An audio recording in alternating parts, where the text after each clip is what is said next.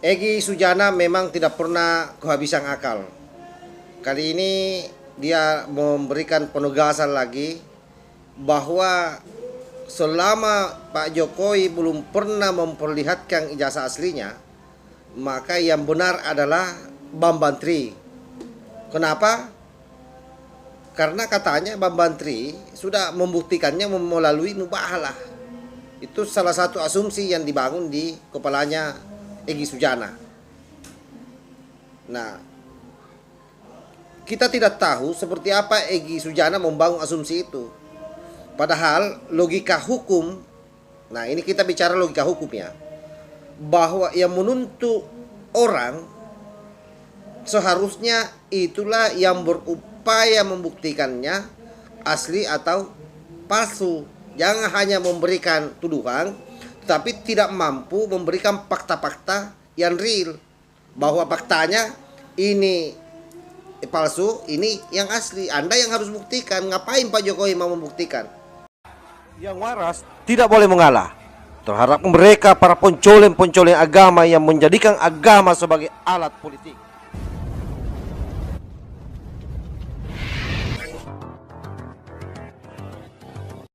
Assalamualaikum warahmatullahi wabarakatuh. Om Swastiastu, Namo Buddhaya, salam kebajikan.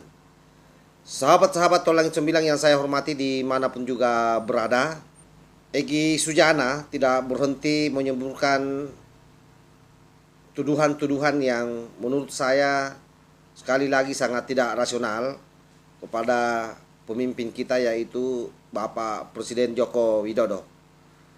Dalam sebuah potongan video beredar, Egy Sujana menyatakan bahwa selama Pak Jokowi belum memperlihatkan ijazah aslinya, maka yang benar adalah Bambang Tri. Bagaimana videonya, kita simak secara bersama-sama. Nah, maka dalam konteks nanti di peristiwa pidana ini, saya minta polisi juga sudah masuk kepada kejaksaan harus menampilkan ijazah aslinya Jokowi.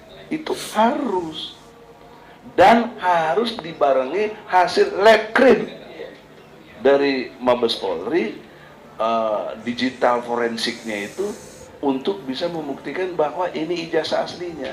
Karena tuduhan Bambang Tri ini palsu, nah kan harus dibantah dengan ini asli.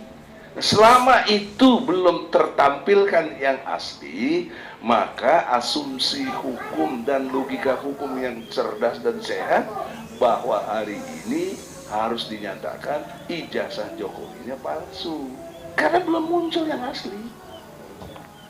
Dan selamanya akan begitu. Sebelum dimunculkan yang asli, tetaplah yang benar adalah Bambang Tri. Nah, itu kita sudah tonton bersama, lihat bersama bagaimana pernyataannya Egy Sujana ini. Jadi ini orang memang tidak kenal lelah dalam rangka memperjuangkan apa yang menjadi tuntutan Bambang Tri. Sekalipun sebenarnya kita tahu bahwa yang dilakukan Bambang Tri ini adalah penghinaan terhadap presiden kita, ataupun misalnya ini adalah hal bohong yang dipertontonkan. Sekalipun misalnya Bambang Tri ini sudah melakukan mubahalah di podcastnya Suki Nur, tetapi itu bagi kita sesuatu yang sangat tidak rasional, dalam artian bahwa ketika mubahalah dilakukan untuk menutupi kebohongan, maka itu yang menjadi masalah. Justru kemudian tidak salah kalau negara atau pemerintah atau siapapun, masyarakat melaporkan itu sebagai bentuk penistaan terhadap ajaran agama. Karena ajaran agama, yaitu mubahalah, itu dijadikan sebagai permainan oleh mereka ini.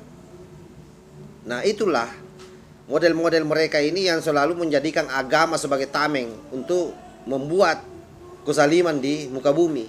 Kenapa saya berani mengatakan bahwa kezaliman?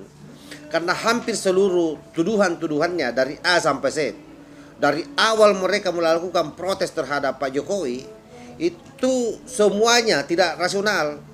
Ketidakrasionalannya itu jelas di ujungnya, karena pada akhir setiap ada yang dia inginkan atau ada yang dia kritisi ke pemerintah, pasti endingnya adalah bagaimana Jokowi diturunkan dari kursi presiden.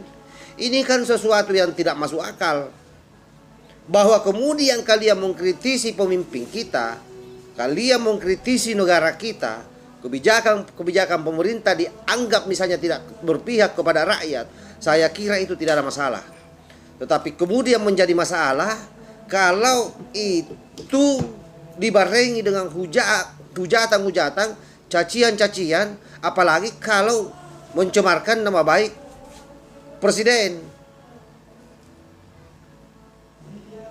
Hal itu bisa kami tuding sebagai orang yang memiliki akal sehat, memiliki akal yang sehat, bahwa Anda lagi memainkan peran-peran politik yang sesungguhnya agendanya adalah bukan murni mengkritisi kebijakannya Pak Jokowi, tetapi yang kalian inginkan lebih daripada itu. Apa itu? Menggerogoti negara, ingin mengganti sistem negara. Karena itu juga tidak bisa kalian tutupi. Terlalu banyak video-video sebelumnya yang beredar bagaimana Anda berteriak soal syariah Islam, bagaimana Anda berteriak soal khilafah, bahwa itu sesuatu yang benar dalam asumsi kalian, iya. Saya pun mengaku itu, tapi tidak dalam perspektif merongrong kekuasaan. Bahwa yang namanya khalifah, khilafah itu pernah ada. Yang namanya syariat Islam, saya kira hari ini seluruh rakyat Indonesia menjalankan itu. Tetapi tidak kemudian dibawa masuk dalam konteks bernegara, apalagi mau dijadikan sebagai sistem bernegara. Kenapa? Karena sekali lagi Indonesia ini adalah negara yang memiliki banyak suku, banyak agama, banyak budaya. Indonesia ini terdiri dari beberapa bangsa. Itu yang kalian mesti pahami.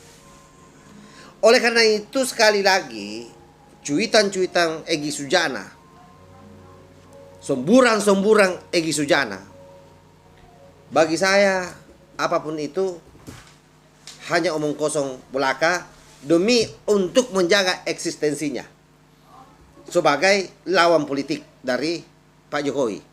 Tetapi kalau mau dilihat substansi dari seluruh yang dibicarakan, itu nol besar. Oleh karena itu pertanyaannya adalah, lalu kenapa saya sampai hari ini tetap konsisten misalnya memberikan ulasan-ulasan atau memberikan narasi-narasi mengkanter apa yang disampaikan Egy Sujana. Ini tidak lebih daripada proses netralisasi terhadap seluruh yang disampaikan oleh para kadrung-kadrung ini. Demi apa?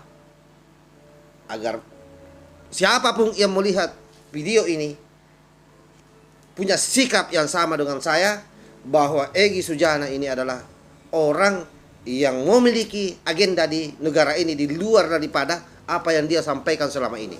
Jadi yang disampaikan selama ini itu hanya metodologinya untuk membuat negara sibuk.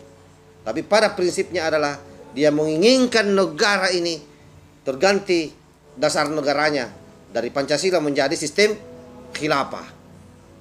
Wallahul muwaffiq ila aqwamit thariq. Assalamualaikum warahmatullahi wabarakatuh. NKRI harga mati. Salam Nusantara.